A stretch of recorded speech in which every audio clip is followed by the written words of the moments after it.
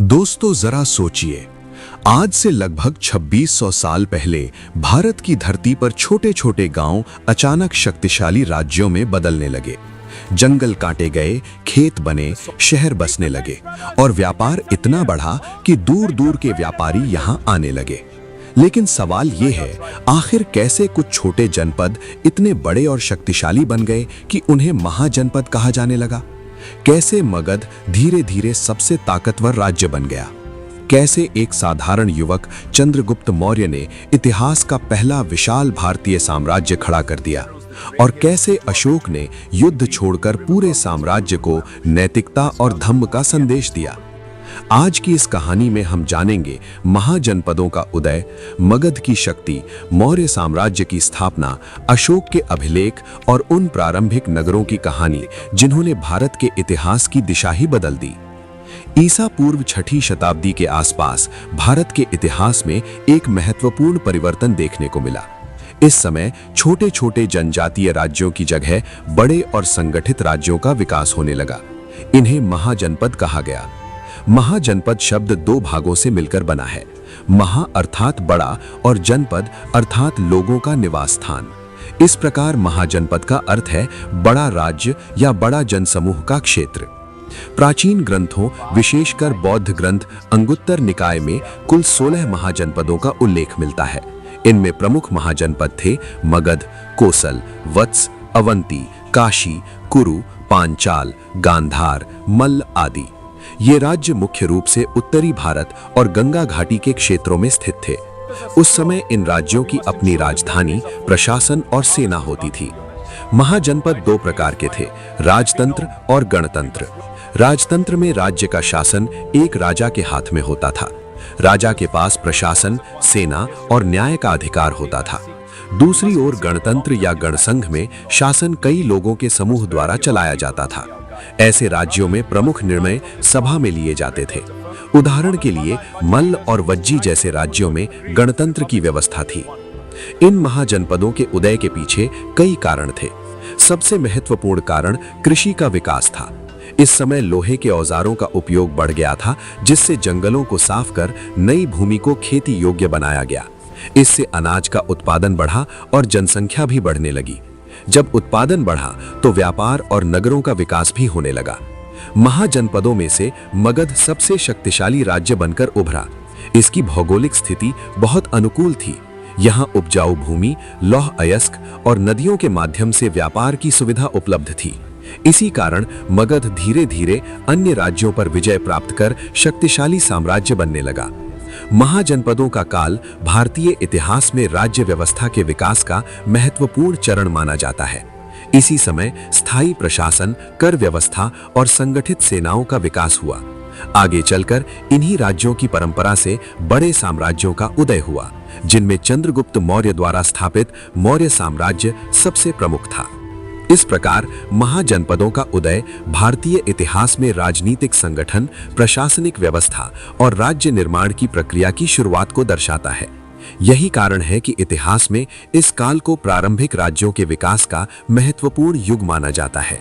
ईसा पूर्व 6ठी शताब्दी के आसपास भारत में अनेक महाजनपद अस्तित्व में थे, लेकिन उनमें से मगध सबसे शक्तिशाली राज्य बनकर उभरा।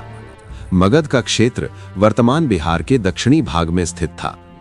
इसकी प्रारंभिक राजधानी राजगृह थी, जिसे बाद में पाटलिपुत्र बनाया गया। मगध के उदय के पीछे कई महत्वपूर्ण भौगोलिक, आर्थिक और राजनीतिक कारण थे। सबसे पहले मगध की भौगोलिक स्थिति बहुत अनुकूल थी। ये गंगा नदी के उपजाऊ मैदान में स्थित था, जिससे यहाँ कृषि का विकास तेजी से हुआ। उपजाऊ भूमि के कारण यहाँ अधिक मात्रा में अनाज पैदा होता था, जिससे राज्य की आर्थिक स्थिति मजबूत हुई। इसके अलावा मगध के आसपास के क्षेत्रों में लौह अयस्क यानी आयरन और प्रचुर मात्रा में उपलब्ध था। लोहे से बने औजार और हथियारों ने कृषि और सेना दोनों को मजबूत बनाया। मगध के उदय का एक महत्वपूर्ण कारण इसके शक्तिशाली और कुशल शासक भी थे। बिंबिसारा को मगध के शक्तिशाली शासकों में से एक माना जाता है। उसने विवाह संबंधों और कूटनीति के माध्यम से अपने राज्य का विस्तार किया। बिंबिसार ने कौशल और लिच्छवी जैसे राज्यों से संबंध स्थापित किए, जिससे मगध की शक्ति और प्रभाव बढ़ा। इसके बाद अजातशत्रु ने सत्ता संभाली। उसने अपने राज्य को और अधिक मजबूत बनाया। अजातशत्रु ने वज्जी संघ के खिलाफ युद्ध किया और अंततः उसे पराजित कर मगध के क्षेत्र का विस्तार किया। उसने युद्ध में नई तकनीकों और हथियारों का भी उपयोग किया, जिससे उसकी सेना और अधिक शक्तिशाली बनी। मगध के विकास में नंद वंश का भी महत्वपूर्ण योगदान था। नंद शासकों ने विशाल सेना का निर्माण किया और राज्य की आर्थिक व्यवस्था को मजबूत किया। कहा जाता है कि नंदों के पास उस समय की सबसे बड़ी सेना थी। इस मजबूत सेना और आर्थिक शक्ति के कारण मगध उत्तर भारत का सबसे प्रभावशाली राज्य बन गया। मगध की शक्ति का एक अन्य कारण इसका व्यापार और परिवहन भी था। गंगा और उसकी सहायक नदियां व्यापार के लिए महत्वपूर्ण मार्ग प्रदान करती थीं। इन नदियों के माध्यम से वस्तुओं का आदान प्रदान आसानी से होता था, जिससे मगध की समृद्धि बढ़ी। अंततः मगध की यही शक्ति आगे चलकर एक विशाल साम्राज्य के रूप में विकसित हुई। इसी भूमि से बाद में चंद्रगुप्त मौर्य ने मौर्य साम्राज्य की स्थापना की, जो प्राचीन भारत का पहला विशाल और संगठित साम्राज्य बना। इस प्रकार अनुकूल भौगोलिक स्थिति, समृद्ध संसाधन, शक्तिशाली शासक और मजबूत सेना के कारण मगध का उदय हुआ और वह प्राचीन भारत का सबसे शक्तिशाली राज्य बन गया। प्राचीन भारत के इतिहास में मौर्य साम्राज्य को पहला विशाल और संगठित साम्राज्य माना जाता है। इस साम्राज्य की स्थापना लगभग 322 ईसा पूर्व में चंद्रगुप्त मौर्य ने की थी। मौर्य साम्राज्य ने भारतीय उपमहाद्वीप के बड़े हिस्से को एक शासन के अधीन संगठित किया, इसलिए इसका इतिहास में विशेष महत्व है। मौर्य साम्राज्य की स्थापना का मुख्य कारण उस समय की राजनीतिक परिस्थितियां थीं। उस समय भारत में नंद वंश का शासन था, लेकिन उनकी नीतियों से लोग असंतुष्ट थे। इसी समय चाणक्य नामक विद्वान और राजनीतिज्ञ ने चंद्रगुप्त मौर्य का मार्गदर्शन किया। चाणक्य की सहायता से चंद्रगुप्त मौर्य ने नंद वंश को पराजित कर मगध पर अधिकार कर लिया और मौर्य साम्राज्य की नींव रखी। चंद्रगुप्त मौर्य ने अपने शासनकाल में साम्राज्य का तेजी से विस्तार किया। उन्होंने उत्तर भारत के कई क्षेत्रों को अपने अधीन कर लिया। उनकी राजधानी पाटलिपुत्र थी, जो उस समय एक बहुत बड़ा और समृद्ध नगर था। चंद्रगुप्त मौर्य का प्रशासन सुव्यवस्थित था और राज्य की सुरक्षा के लिए एक विशाल सेना भी थी। चंद्रगुप्त मौर्य के बाद उनके पुत्र बिंदुसार ने शासन संभाला। बिंदुसार ने अपने पिता की नीतियों को आगे बढ़ाया और साम्राज्य का विस्तार दक्षिण भारत तक किया। उनके शासनकाल में मौर्य साम्राज्य और अधिक मजबूत हुआ। मौर्य साम्राज्य का सबसे प्रसिद्ध शासक अशोक था। अशोक के शासनकाल में मौर्य साम्राज्य अपनी शक्ति और विस्तार की चरम सीमा पर पहुंचा। प्रारंभ में अशोक ने कई युद्ध लड़े, लेकिन कलिंग युद्ध के बाद उसके जीवन में बड़ा परिवर्तन आया। इस युद्ध में भारी जनहानि देखकर अशोक ने हिंसा का मार्ग छोड़ दिया और धम्म तथा शांति का प्रचार करने लगा। अशोक ने अपने विचारों और नीतियों को जनता तक पहुंचाने के लिए पत्थरों और स्तंभों पर अभिलेख खुदवाए। इन अभिलेखों के माध्यम से उन्होंने लोगों को नैतिकता, दया, अहिंसा और सहिष्णुता का संदेश दिया। मौर्य साम्राज्य की प्रशासनिक व्यवस्था भी बहुत मजबूत थी। राज्य को कई प्रांतों में बांटा गया था और प्रत्येक प्रांत में अधिकारी नियुक्त किए जाते थे। कर व्यवस्था, सेना और न्याय व्यवस्था को व्यवस्थित रूप से संचालित किया जाता था। इस प्रकार मौर्य साम्राज्य प्राचीन भारत का पहला विशाल और संगठित साम्राज्य था। इसने भारत में राजनीतिक एकता स्थापित की और प्रशासन, धर्म तथा संस्कृति के क्षेत्र में महत्वपूर्ण योगदान दिया। इसलिए मौर्य साम्राज्य भारतीय इतिहास का एक अत्यंत महत्वपूर्ण अध्याय माना जाता है। प्राचीन भारत में मौर्य साम्राज्य की प्रशासनिक व्यवस्था अत्यंत संगठित और प्रभावशाली थी। ये व्यवस्था इतनी मजबूत थी कि एक विशाल साम्राज्य को सफलतापूर्वक नियंत्रित किया जा सका।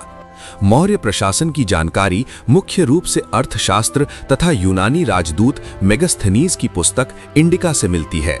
मौर्य साम्राज्य का शासन पूरी तरह केंद्रीकृत, सेंट्रलाइज था।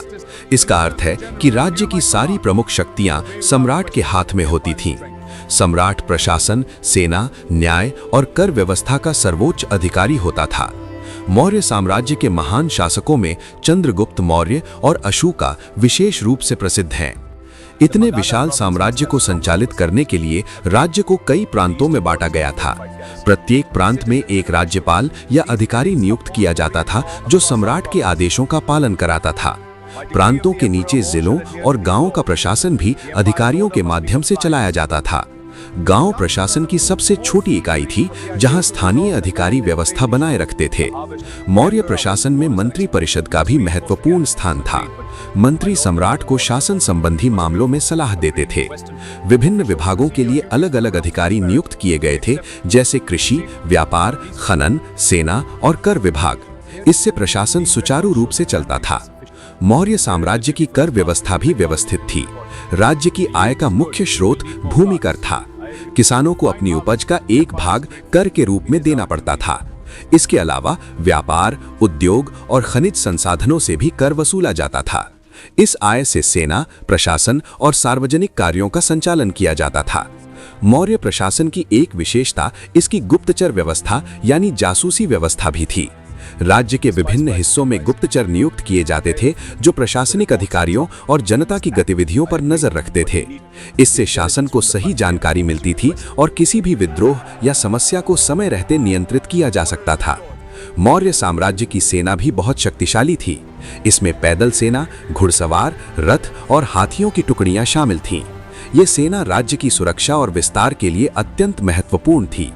इस प्रकार मौर्य प्रशासन अत्यंत संगठित, केंद्रीकृत और प्रभावशाली था। इसी मजबूत प्रशासनिक व्यवस्था के कारण मौर्य साम्राज्य लंबे समय तक स्थिर और शक्तिशाली बना रहा तथा प्राचीन भारत के इतिहास में एक महत्वपूर्ण स्थान प्राप्त किया। मौर्य साम्राज्य के महान शासक अशोका ने अपने शासनकाल में जनता तक अपने विचार और नीतियां पहुंचाने के लिए पत्थरों और स्तंभों पर जो संदेश खुदवाए, उन्हें अशोक के अभिलेख कहा जाता है। ये अभिलेख प्राचीन भारत के इतिहास के महत्वपूर्ण स्रोत माने जाते हैं, क्योंकि इनके माध्यम से हमें उस समय के प्रशासन, समाज और धर्म के बारे में महत्वपूर्ण जानकारी मिलती है। अशोक के अभिलेख भारत के विभिन्न भागों में पाए गए हैं। ये मुख्य रूप से पत्थरों, चट्टानों और स्तंभों पर खुदे हुए हैं, इसलिए इन्हें दो प्रमुख भागों में बांटा जाता है: शिलालेख, रॉक एडिक्ट्स, और स्तंभलेख, पिलर एडिक्ट्स।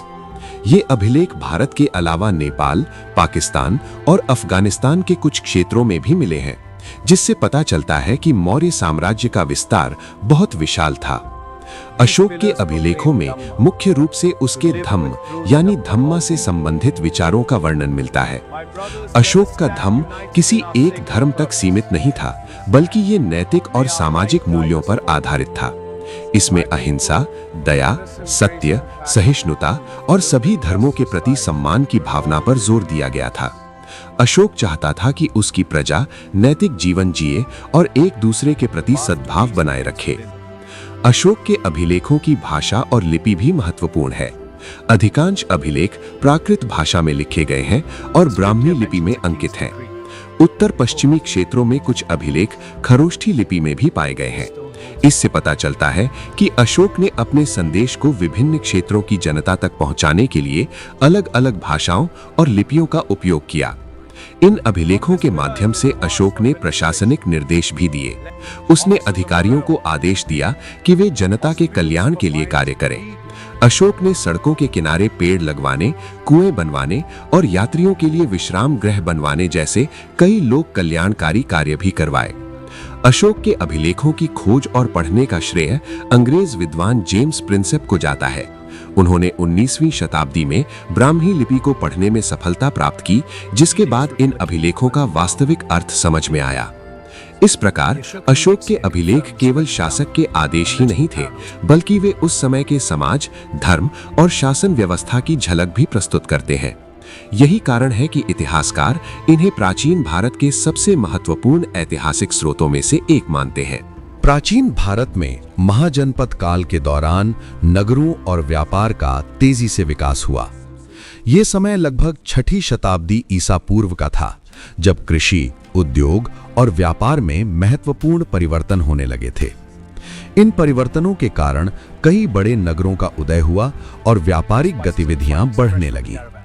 प्रारंभिक नगरों का विकास मुख्य रूप से नदियों के किनारे और व्यापार मार्गों के आसपास हुआ। नदियां परिवहन और व्यापार के लिए महत्वपूर्ण साधन थीं। गंगा और उसकी सहायक नदियों के किनारे कई महत्वपूर्ण नगर विकसित हुए। इनमें पाटलिपुत्र, वाराणसी, उज्जैन और तक्षशिला जैसे प्रमुख नगर शामिल थे। ये नगर राजनीतिक, आर्थिक और सांस्कृतिक गतिविधियों के महत्वपूर्ण केंद्र बन गए थे। इन नगरों के विकास का मुख्य कारण कृषि उत्पादन में वृद्धि था।